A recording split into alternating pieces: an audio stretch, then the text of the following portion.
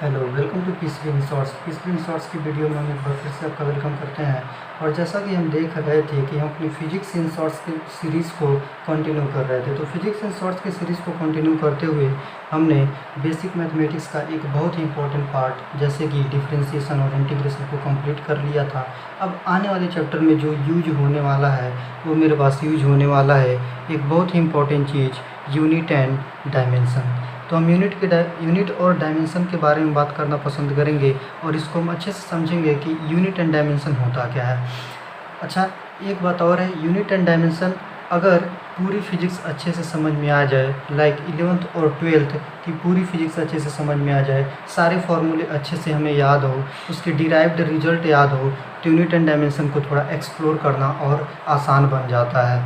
इस चीज़ को समझने के लिए हमें मतलब कि पूरी फिजिक्स का नॉलेज होना चाहिए। पूरी फिजिक्स में से हम किसी भी फार्मूले के यूनिट और डायमेंशन को निकाल पाते हैं इस चैप्टर की मदद से। इसलिए ये चैप्टर ऐसा चैप्टर है कि हर एक चैप्टर में यूज होता है और हमें इस चीज़ का पहले से नॉलेज हो कि कैसे इस चीज़ को हर एक चैप्टर में यूज करेंगे तो भी अच्छा होता है। लेकिन अगर हम इस चीज़ को एक बार हम फिर ले जा करके इसको इंटरलिंक करें पूरी फिजिक्स पढ़ने के बाद, तो ये चीज़ और भी आसान बन जाती है।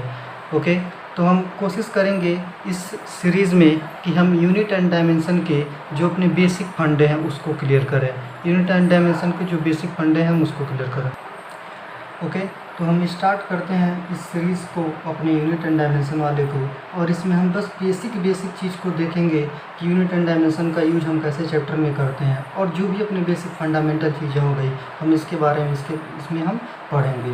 ओके, फिर हम स्टार्ट करते हैं। तो इसमें जो पहला चीज़ मेरे पास पढ़ने के लिए होता है वो क्या चीज़ होता है, वो होता है फिज़िकल क्वांटिटी के बारे में। फिज़िकल क्वांटिटी के बारे में। अच्छा, जब भी हम फिज़िकल क्वांटिटी के बारे में बात कर रहे हैं तो हम इसके थ्योरेटिकल पोर्शन पे बहुत ज़्यादा बात ना करते हुए हम मेन मुद्दे पे बात करेंगे, क्या चीज़ होता है फिज़िकल क्वांटिटी। हम इसके बारे में समझेंगे कि फिज़िकल क्वांटिटी क्या होता है। ओके, तो जब भी हम फिज़िकल क्वांटिटी की बात कर रहे हैं तो फिज़िकल क्वांटिटी में दो चीज़ें इंक्लूड होती हैं। पहला तो मैग्नीट्यूड और यूनिट। मैग्नीट्यूड और यूनिट, इन दोनों को मिला करके मेरे पास कोई भी एक फिज़िकल क्वांटिटी तैयार होता है। ओके, ये चीज़ें मुझे समझ में आ रही है कि फिज़िकल क्वांटिटी का मतलब क्या हुआ, मैग्नीट्यूड और यूनिट को मिला करके मेरे पास एक कोई भी फिज़िकल क्वांटिटी बनता है। अच्छा, अब हम जब भी फिज़िकल क्वांटिटी के बारे में बात कर रहे हैं तो हम एक चीज़ और यहाँ पे समझते हैं कि ये फिज़िकल क्वांटिटी ज़्यादातर हम दो पार्ट में इसको हम डिवाइड करते हैं। पहला जो मेरे पास क्वांटिटी आता है वो होता है स्केलर क्वांटिटी, और जो दूसरा क्वांटिटी आता है वो होता है वेक्टर क्वांटिटी। अब हम इसके बारे में बात करेंगे, स्केलर क्वांटिटी क्या होता है, वेक्टर क्वांटिटी बात क्या होता है। जैसा कि हम अपने प्रीवियस क्लास में 9th और 10th में हम इसके बारे में बहुत ही अच्छे तरीके से पढ़ चुके हैं। स्केलर क्वांटिटी क्या होता है, वेक्टर क्वांटिटी क्या होता है। इसीलिए इस चैप्टर में या फिर इस क्लास में हम बहुत ज़्यादा डीप में नहीं जाएंगे कि स्केलर क्वांटिटी क्या होता है, वेक्टर क्वांटिटी क्या होता है। ये एक थियोरेटिकल टॉपिक है, इसलिए हम इस चीज़ को यहाँ पे बहुत ज़्यादा इलेबोरेट नहीं करना चाहेंगे स्केलर क्वांटिटी और वेक्टर क्वांटिटी को। ओके, लेकिन फिर भी हम बेसिक आइडिया लेते हैं स्केलर क्वांटिटी और वेक्टर क्वांटिटी होता क्या है। जब भी हम स्केलर क्वांटिटी की बात कर रहे हैं तो स्केलर क्वांटिटी वो क्वांटिटी जिसके पास केवल और केवल मैग्नीट्यूड हो उसको हम स्केलर क्वांटिटी कहते हैं। और जब भी हम वेक्टर क्वांटिटी की बात कर रहे हैं मतलब कि मेरे पास मैग्नीट्यूड भी हो और प्लस डायरेक्शन भी हो। अच्छा, यहाँ पे कुछ लोगों को समझ में नहीं आता है कि मैग्नीट्यूड का मतलब क्या होता है। मतलब मैग्नीट्यूड के बारे में अगर मैं सिंपल सी बात करूँ तो मैग्नीट्यूड का मतलब होता है कोई एक न्यूमेरिकल वैल्यू, और न्यूमेरिकल वैल्यू में हम एक डायरेक्शन ऐड कर दें तो मेरे पास वेक्टर क्वांटिटी बन जाता है। अगर मैं केवल मैग्नीट्यूड बोल रहा हूँ, से फॉर एग्जांपल 10, मतलब ये क्या है, स्केलर क्वांटिटी है। अगर मैं बोलूँ 10 meter in direction of east, वो क्या हो गया, वेक्टर क्वांटिटी। जैसे कि हम समझ लेते हैं एग्जांपल, जैसे मैं बोल रहा हूँ कि 10 मीटर, मतलब जब मैं 10 मीटर बोल रहा हूँ मतलब मैं केवल मैग्नीट्यूड बोल रहा हूँ, तो एक मेरे पास स्केलर क्वांटिटी। अगर मैं बोलूँ 10 मीटर इन ईस्ट, तो मेरे पास एक वेक्टर क्वांटिटी हो जाएगा।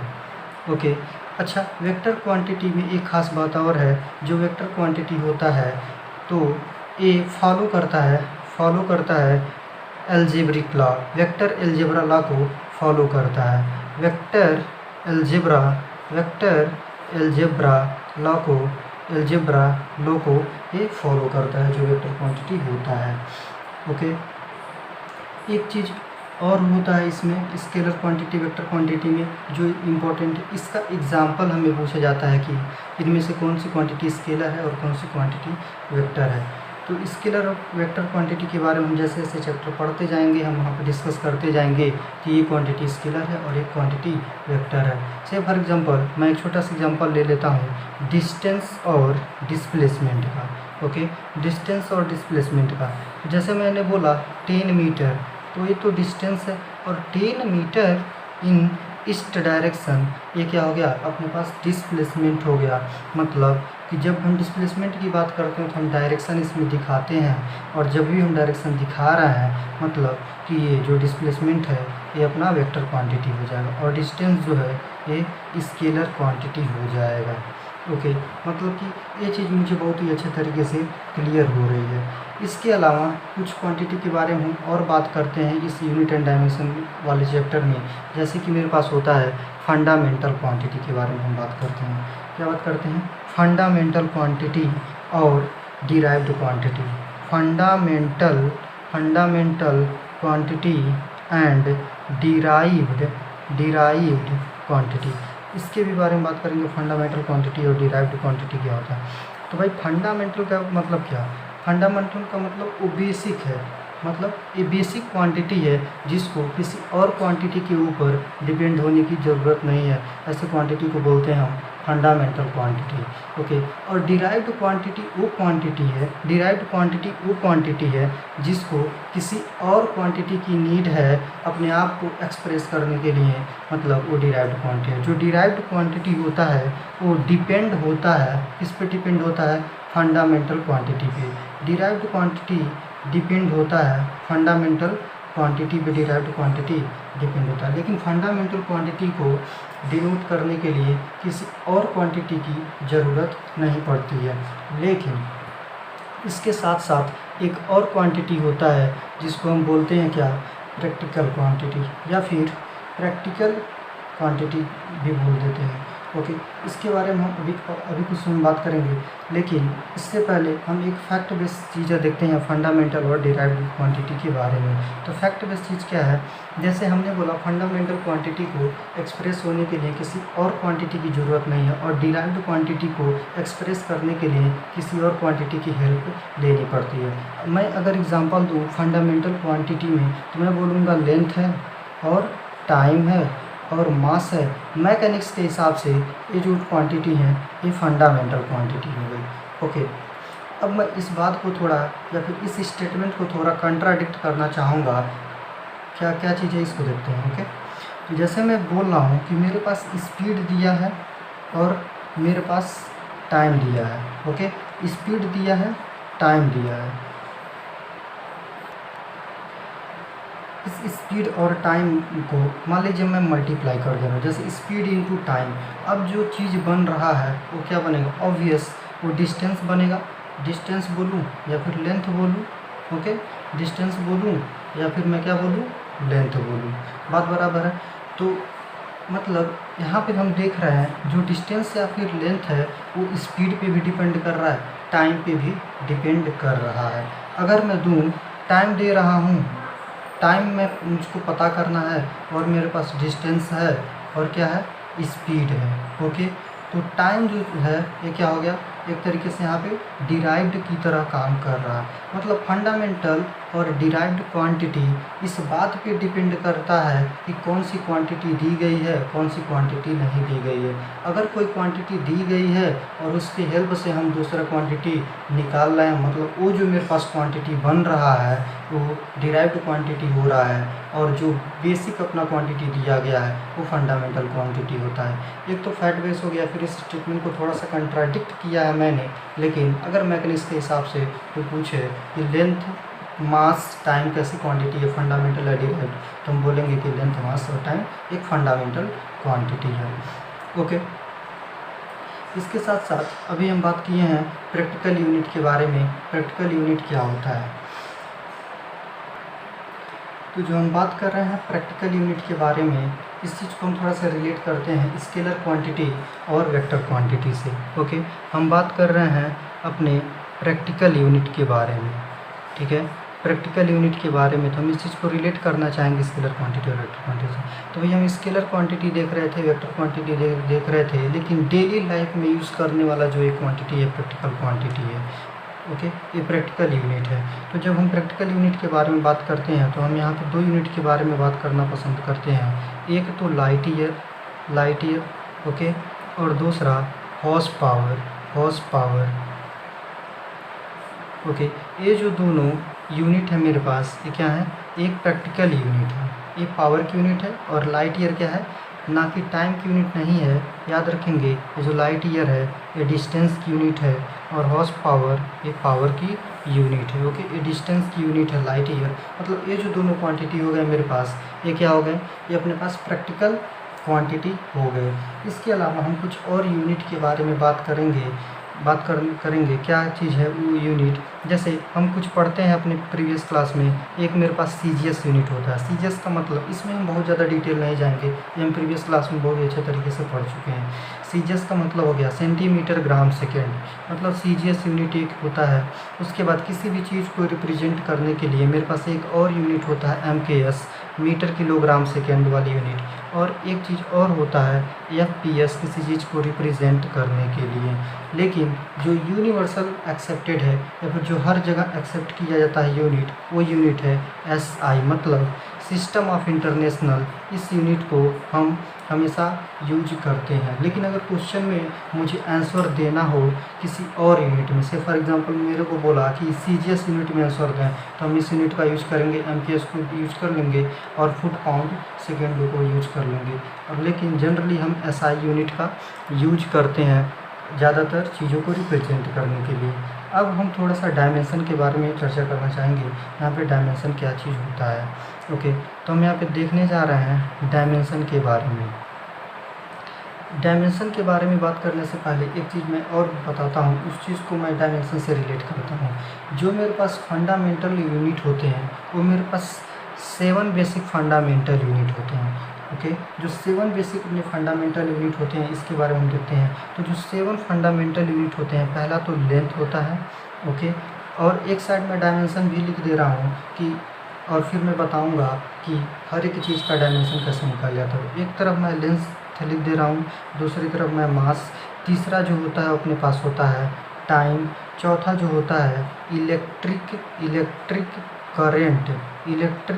करेंट, चौथा जो पांचवा जो होता है टेम्परेचर होता है, छठा जो होता है वो अमाउंट ऑफ सब्सटेंस होता